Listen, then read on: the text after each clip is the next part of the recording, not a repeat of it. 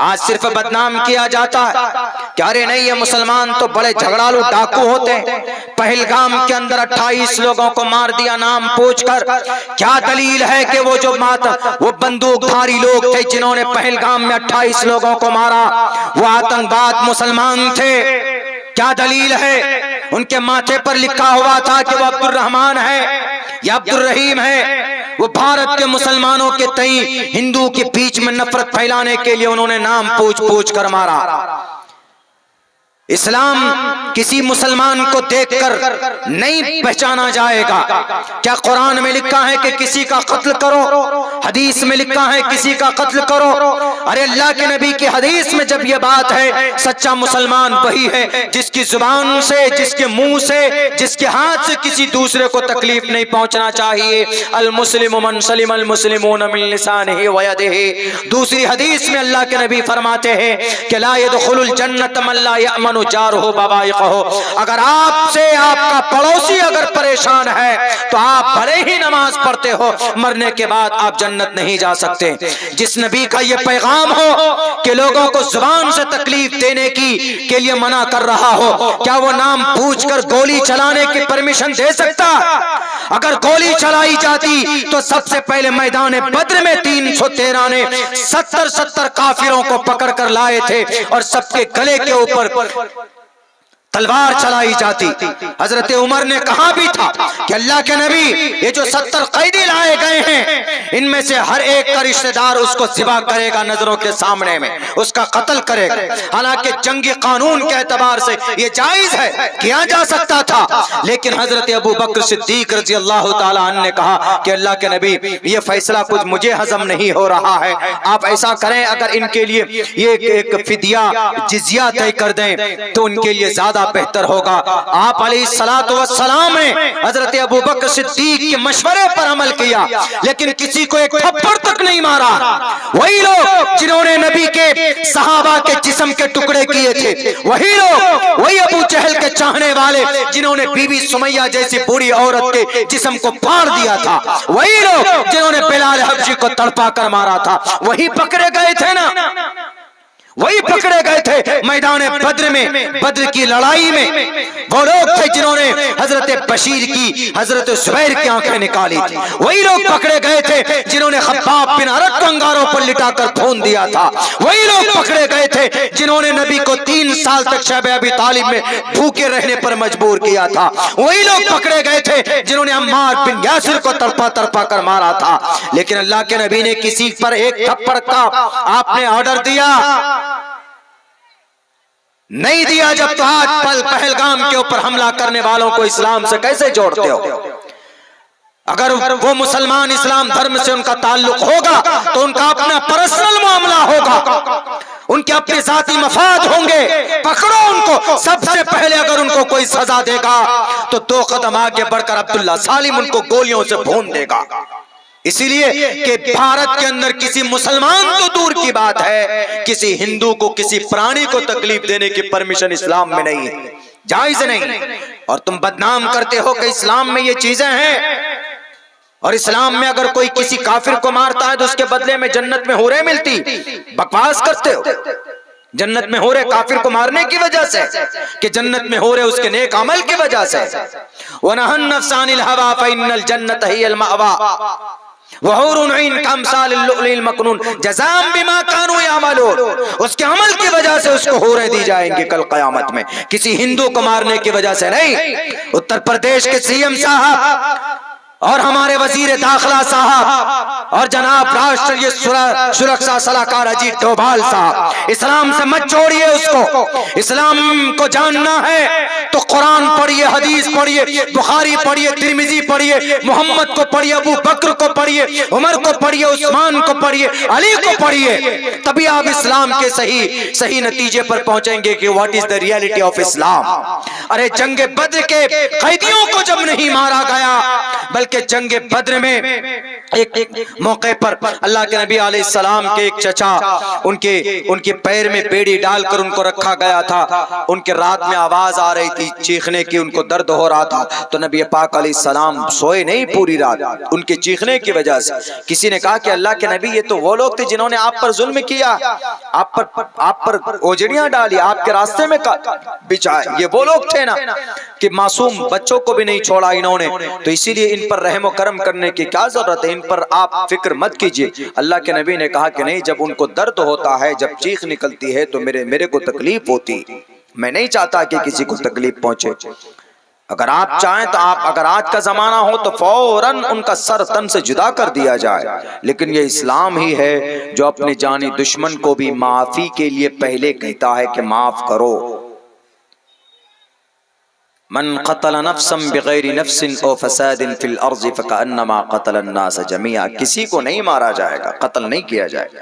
इस्लाम में एक प्रावधान क्या है पता है? इस्लाम में, इस्लामिक शरीयत में, भारत में तो इस्लामिक शरीयत नहीं है तो यहाँ तो कोई मामला ही नहीं। इस्लाम में यह है कि अगर किसी ने किसी को मर्डर किया, कत्ल कर दिया, तो किसास है। किसास मतलब बदला, सेम उसी तरीके पर कत्ल किया जाएगा। जब जंग उहद में अल्लाह के नबी अलैहिस्सलाम के चचा सैयदुश शुहदा अल हमजा का मसला किया गया, तो आप अलैहिस्सलाम ने गुस्से में आकर के कहा कि हम एक के बदले 70 को मारेंगे, एक के बदले 70 को। तो आवाज आई, वइन आक़बतुम फ़ाक़िबू बिमिस्लि मा उक़िबतुम बिही।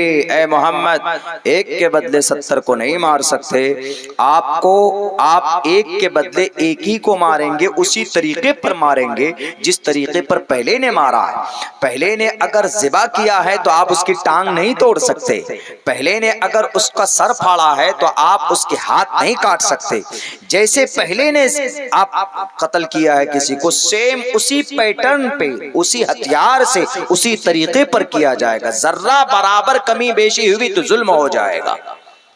ये इस्लामिक शरीयत में प्रावधान है, किसास, बदला है। भारत में तो इस्लामिक शरीयत है ही नहीं, तो यहाँ किसास का कोई मतलब ही नहीं। अगर किसी को इजाजत है कत्ल करने की तो किसास की वजह से है।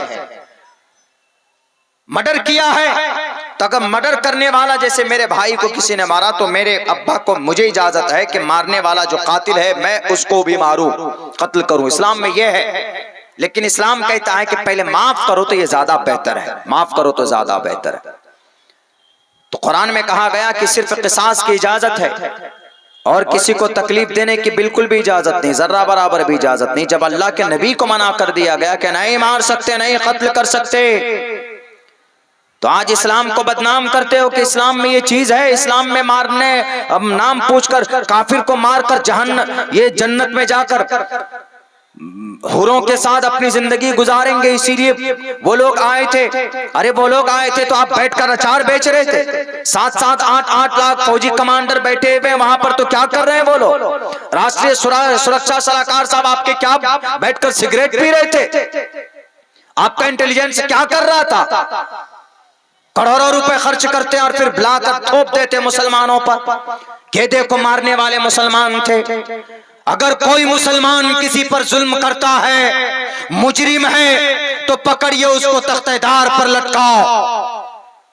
मना नहीं करेगा। इस्लाम में जुल्म की इजाजत नहीं है, जुबान के जरिए से परमिशन नहीं है। तो फिर आप ये बात क्या करते हो जनाब? अल्लाह के नबी अलैहिस्सलातु वस्सलाम ने सबको माफ किया जाओ, सबको, और हम उन्हीं के मानने वाले हैं, उन्हीं के जानने वाले और उन्हीं के तरीके पर चलने वाले। बहरे कैफ इस्लाम को अगर तफसील से पेश किया जाए, बयान किया जाए पूरी दुनिया के अंदर, तो इसकी हकीकी और इसकी सच्चाई को जो सुनने समझने वाले हैं वो इसकी खूबी का एतराफ़ करते हैं, समझते हैं। मेरे भाइयों, वक्त भी काफ़ी हो चुका है और हाँ तकरीबन 9 बज गए हैं। एक पैगाम है जो मिलकर, मैंने 2-3 जगह ये बात, इसके ऊपर बात की है। सम गच्छद्वम सम वदत्वम सम वो मनानसी जानता। संस्कृत है लेकिन ये लोग पढ़ते नहीं है ना। असल में मामला ये है, पढ़ते नहीं है। सिर्फ ये है कि किसी चीज के बारे में कुछ सुन लेंगे तो बस उसके लिए आंख बंद कर कर चले जाएंगे। आज एक पूरी टीम जा रहे थे कहां पर, कामाख्या देवी। वही हमारे कैबिन में भी एक लेडीज और पटना से शायद बैठी थी, उनको हमने आज इत्र की शीशी तोहफे में दिया। आप कहेंगे कि भाई आपने लेडीज एक औरत को क्यों दिया? उम्र दराज थी, तो हम इत्र इस्तेमाल करते हैं हम लोग अल्कोहल फ्री, तो इसका जो सेंट होता है, इसकी जो खुशबू होती है, इसकी जो महक होती है वो 24 घंटे, कभी 12 घंटे, 6 घंटे तक रहती। तो दिल्ली एयरपोर्ट एक मरतबा गए, हमने कहा कि कोई खुशबू दीजिए, इत्र दीजिए, सेंट दीजिए। उन्होंने कहा कि अल्कोहल फ्री तो है नहीं। तो हमने कहा कि अल्कोहल फ्री नहीं, अल्कोहल वाला ही दिखाइए। तो उन्होंने कहा कि कम से कम 5000 से शुरू है, 5000 कम से कम, उससे ज्यादा आप 1 लाख सवा लाख रुपए तक की इत्र ले सकते हैं। हमने कहा रे भाई, हमने कहा कि ये देखिए, सुंघाइए आप जरा खुशबू। उन्होंने सुना, हमने कहा कि हमारी देखिए, हमारे पास है ये मुश्क, सूंघिए। बोला कि आप लोगों के पास जो सामान रहता है, जो आता है आपके अरब से, उसकी क्वालिटी ज्यादा अच्छी होती है मौलाना। हम लोग तो ये केमिकल बना करके तैयार किया जाता है, तो बहरकैफ हम लोग को कभी कभी यूज करते हैं। 12 घंटे, 6 घंटे या 24 घंटे तक उसकी खुशबू होती है। तो जैसे हम ऊपर से नीचे आए, तो वो मोहतरमा, वो उम्र दराज मेरी माँ के जैसी उम्र के और भी थे वहां पर, उनके गुरु लोग भी थे। उन्होंने कहा कि आपने मौलाना जो खुशबू लगाई है बहुत अच्छी। हमने कहा कि चलिए, हमने कहा आप हमारी टोपी और दाढ़ी देखकर दिल में मैंने सोचा कि आपको नफरत नहीं आया कल वाली मोहतरमा की तरह।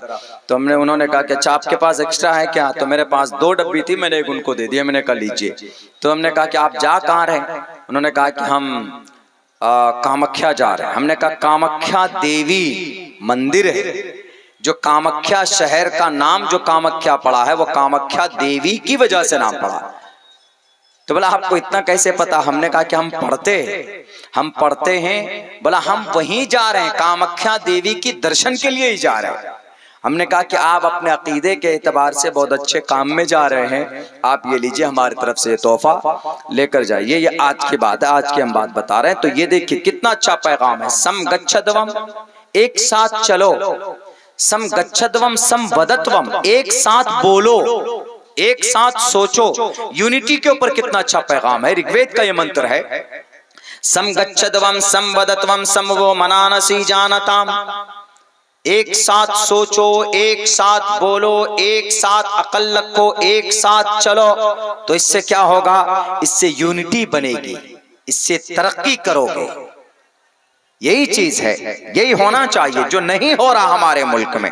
हमारे मुल्क में जो तीसरे बड़े सबसे बड़ी गद्दी पर बैठा हुआ है, सर पर थोड़ा थोड़ा बाल कम है, उम्र दराज हो गया है, ये पता नहीं किस नफरत पे ये देश को लेकर जाना चाह रहा है, जो हमारे इस्लाम में इसकी बिल्कुल गुंजाइश नहीं है। ये कह दिया गया कि नहीं यार, इस्लाम बहुत सख्त वाला मजहब है, देखो ना वहाँ गोलियों से भून दिया। नाम पूछा क्या नाम है? कलमा पढ़ो। जो कलमा पढ़ा वो बच गया। उनमें से 2-3 तो मरने वाले मुस्लिम में है, उसको भी मारा है गोली। उसको मारना था, उसको इस देश में मुसलमानों के तय, हिंदुओं के दिल में नफरत बिठाना था। तो इससे फायदा तो आप ही का ज्यादा हो रहा। ताज्जुब है, आए कहां से? पाकिस्तान से आए, आकर गोली चलाए 1.5 घंटे तक, और फिर आराम से चले भी गए, पकड़े भी नहीं गए अभी तक। तो इतने करोड़ों रुपए जो खर्च हो रहे हैं, तो किस लिए? आप एक दहशतगर्द को नहीं पकड़ पा रहे। उत्तर प्रदेश के सीएम साहब, आप मदरसा पकड़ लेते फौरन से कि कौन मदरसे में रजिस्ट्रेशन पेपर नहीं है, कौन से बच्चे के संदूक में बम है। मालिया गांव में बम ब्लास्ट करने वाला ठाकुरे, प्रज्ञा सिंह ठाकुरे आज भी मुजरिम है, उसको फांसी की सजा होनी चाहिए। वो किसी मदरसे में नहीं पढ़ी थी। मदरसे में पढ़ने वाला बम बनाना तो दूर की बात, बम का नाम सुनकर डर जाता। बहरकैफ हमारा मजहब इस्लाम ऐसा है, दुनिया का सबसे खूबसूरत और पुरअमन मजहब है। अल्हम्दुलिल्लाह हम मुसलमान अगर ईमानदारी से अमल करने वाले बन जाएं, तो आज भी अल्लाह की तरफ से बेहतर फैसले आपके लिए हो सकते हैं। बस इन्हीं चंद बातों के साथ मैं अपनी बात खत्म करता हूँ, वक्त काफ़ी हो चुका है। और अल्लाह से दुआ करते हैं कि अल्लाह हम सबको अमल की तौफीक दे। बहुत बहुत शुक्रिया, जज़ाकल्लाह। अस्सलामु अलैकुम वरहमतुल्लाहि वबरकातुहू। जज़ाकुमुल्लाहु अहसनुल जज़ा।